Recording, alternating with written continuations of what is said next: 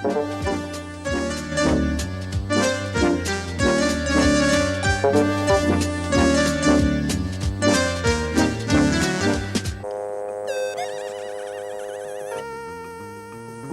detektiv Nick Praskaton slijedio je glas koji mu je govorio: provedi nekoliko lijepih sati, idi u kino. Radnja navodnog lica ovog filma ostavlja Nika prilično hladnim. U kino reklami se tvrdi kako je sve to užasno napeto. No kad potpuno nemotivirano kroz prozor izlete muške hlače, Praskatonu je pun nos svega. Takvi gegovi doista nemaju veze ni s čime. Tijekom vožnje kući Nikove su oči kao i uvijek posvuda. Ništa se osobito ne događa. Ali što je ovo? Muške hlače lete kroz prozor na 7. katu. Te hlače netko već čeka, i to baš ozloglašeni Drago Dragulj i neka tamnokosa dama. No hlače ostaju visjeti upravo na Nikovoj autoanteni. I tada Drago Dragulj užasnuto gleda kako Nik pregledava hlače. One su iz radionice Morica Franca, zvanog i Hlačni Franc. Na hlače su lančićem od platine vezani ključevi trezora. Nikovo nepogriješivo oko utvrđuje: vanjska duljina nogavica 71,5, struk 94,8, unutarnja duljina nogavica 58,7. Zašto Drago zamahuje punom bocom konjaka? Zato. Budući da se sve zbilo vrlo brzo, još jednom usporeno. Ništa ne naslučujući, Praskaton je u kralježnicu dobio udarac automobilskim vratima, bocu konjaka u glavu i hlača više nije bilo. Kao što lijepo možemo vidjeti, bio je to dobar konjak sa 3 zvjezdice. Ubrzo zatim stiže policijska ophodnja i s pravom biva iznenađena.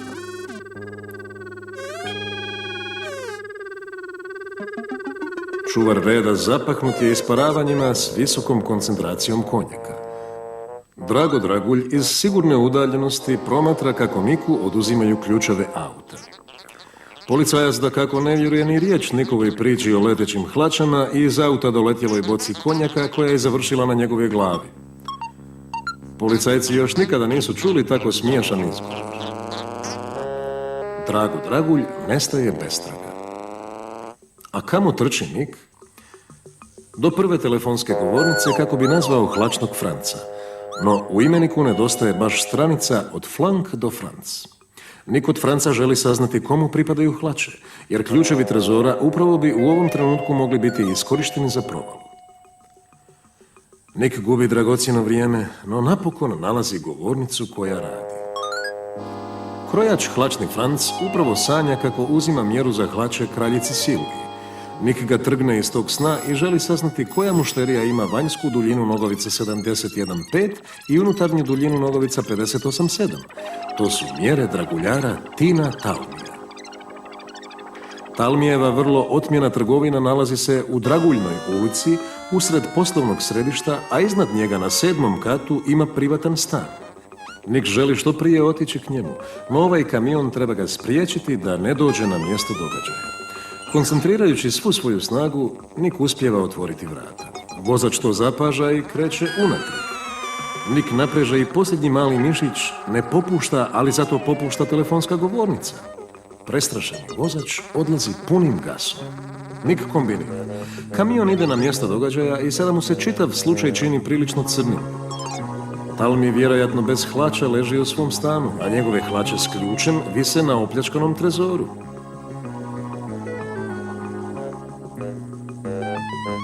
Što je to bilo? Nije li upravo prošao Drago Dragulj? A tko je bila dama za upravljačem? Nik joj u mislima skida tamne naočale, a zatim i šešir. Opet je to Virginia Peng, bivša vlasnica ozloglašenog bara Alibi, u kojem je Nik često bio nepoželjen gost. A jednom je Virginiju čak iznenadio u njezinoj kućnoj sauni. No nećemo se baš suviše udaljavati od teme. Praskaton baca znalački pogled na pročelje. Ovdje je na 7. katu stan Tina Talmija. Ovdje su izletjele hlače s ključem trezora. Odmah pokraj nalazi se veliko gradilište. Kako su vrata Talmijeve zgrade zaključana, građevinska skela Niku dolazi kao naručena. I što ondje otkriva njegovo izučeno oko? Svježe otiske prstiju od najviše 14 minuta. I ovdje još jednom isti otisci. Niku u sekundi postaje jasno da je riječ o 8 prstiju ruku i 10 nožnih prstiju. Počinitelj dakle radi bos. I ovdje su još jednom takvi isti otisci. Prozor Talmijeve spavače sobe širom je otvoren. A zbog onoga što ondje vidi, Nik počinje sumnjati u svoj zdrav razum, što doista nije dopustivo. Ne vjeruje ni svojim očima. Hlače s ključem leže na naslonjaču kao da se ništa nije dogodilo, a Talmi mirno spava. U tom trenutku reagira Talmijev alarmni uređaj. Nikova glava dobiva prilično jak udarac odozdo i odozgo. Alarmni je uređaj neposredno povezan s policijskom središnjicom i ophodnja je već na putu ovamo. Nik se veoma polako budi iz nokauta i vidi kako se ovdje već radi uviđaj. No Nik je na pravom mjestu u pravo vrijeme i kaže da su hlače same bile izašle van. Kombinira. Opljačkan je trezor dolje u trgovini. No Talmi zna da je dolje u trezoru samo lažni nakit i tada zazviždi dobru staru melodiju. Ovdje su pravo drago kamenje i dragulji. U tom se trenutku mora začutiti i sam praskaton. Talmi istu melodiju sada zviždi unatrag. Trezor u naslonjaču reagira u skladu s tim. Kako to funkcionira? Preko mikrofona zvuci stižu do računala koje Talmi svakog dana namješta na drugu melodiju. Ako se odzvižde pravi tonovi, mehanizam se pokreće. Isti tonovi, ali obrnutim redoslijedom i čelična se kutija ponovno zatvara. Tada Talmi zapaža da je njegova novčarka neobično tanka. Nedostaju 3000 maraka gotovine, no još su ovdje njegove veoma intimne fotografije. Nik je slike vidio samo 100 sekunde, ali zapazio je svaku pojedinost. To su fotografije s nudističkog ljetovanja. Nik kombinira. Ovo su bez pogreške stražnje obline Virginie Peng, a ovo je svakako pomalo šiljasta Mica Majer, šefica bara kod Mice. A ovaj madež pokraj lijevog gležnja Nik je već jednom negdje vidio. A naravno, upravo malo prije na Tinu Talmiju kojeg Nik želi nešto pitati, ali upravo je zapištao policijski walkie-talkie. Kolega koji dolje čeka javlja. Smjena nam završava za 15 sekunda. U pokrajnoj prostoriji ove trgovine nalazi se trezor kojemu odgovara ključ privezan za hlače. Praskaton je Talmija digao iz kreveta i sada želi provjeriti je li trezor opljačkan. No, trezor je samo ispražnjen. Sadržaj leži na podu. Ništa ne nedostaje. Provalnik je ostavio poruku. Slobodno zadržite blještave drangulije. Mi krademo prave briljante, a naći ćemo ih. Ovo je za cijelo napisao stručnjak. Tada Nik otkriva nešto. Golim okom jedva opazivo. 3,5 mm dugačka dlaka iz brkova s mirisom nikotina točno određene vrste cigareta. Sada je Niku jasno. Ovdje je na dijelu bio Drago Dragulj, no Nik ne zna da je Virginija u Talmijeve hlače ušila mali odašiljač, takozvanu bubu. A evo i malog kompanjona koji je u spavaču sobu vratio Talmijeve hlače s ušivenim odašiljačem. Nik zadržava dlaku iz brkova i Talmiju objašnjava svoj plan.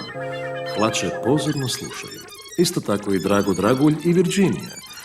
Čuju da Nik želi posjetiti bar kod Mice. Onda se mora dakako pripremiti doček. Kroz špijunku ledeno hladno oko promatra ulicu i straga u lokal javlja da Nik stiže.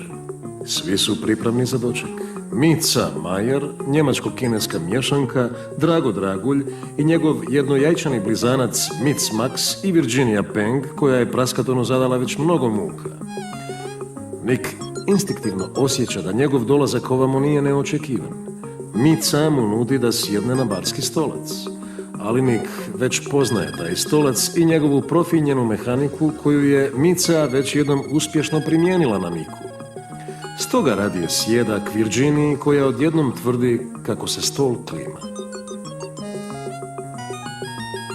Nik na nogama osjeća nešto sumnjivo, a ubrzo zatim i na glavi. To je posebna posuda za hlađenje pjenušca. Ove stegače jamče da je posuda besprijekorno sjela. Nositelj posude više ništa ne čuje i ne vidi. Nikova sposobnost zapažanja potpuno je blokirana. Stolnjak mu onemogućuje bilo kakvu kretnju, A što čini Mica? Niku ubrizgava daleko istočnjačko sredstvo za uspavljivanje. Nik bez svijesti leži u Draginom automobilu, a Virginia mu briše nos rupčićem natopljenim kloroformom. Nik bi trebao biti smiren za jednu noć kako bi Drago Dragulj mogao zamesti tragove. Virginia je za tu prigodu smislila nešto vrlo profinjeno.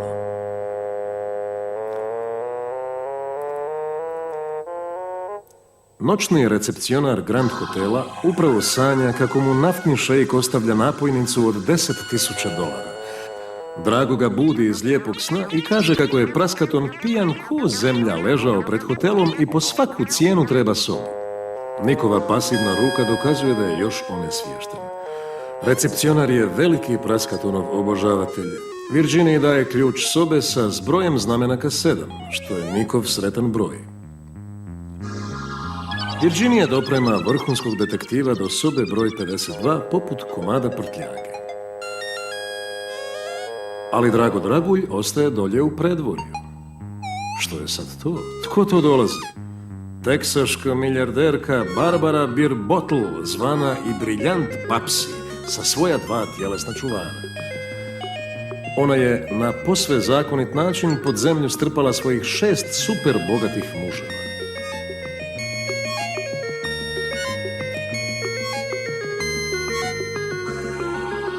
Recepcionar donosi ključ sobe broj 51, a Dragine se oči šire.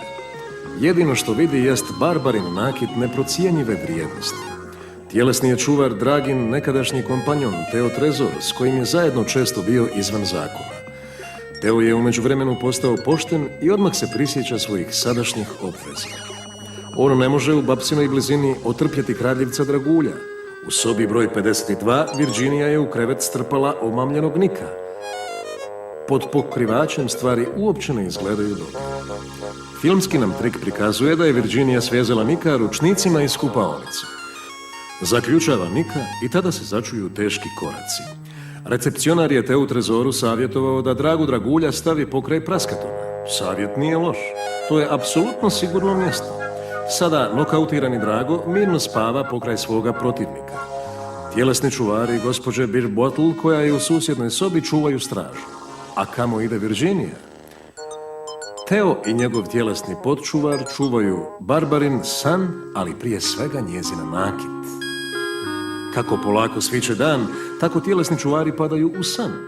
Tada se začuje strašan vrisak. Briljanti su nestali, a ni Barbara nije potpuno ovdje.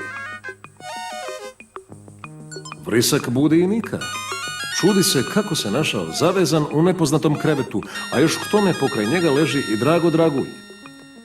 I dok Teo začuđeno pregledava lijepo izrezanu rupu u prozoru, Nik već kombinira što se ovdje dogodilo. Tjelesni čuvar pokušava uzbuniti recepcionara, ali ne dobiva vezu, jer njega bez prestanka nazivaju uzbuđeni hotelski gosti i žale se da su im ukradeni briljanti i novac.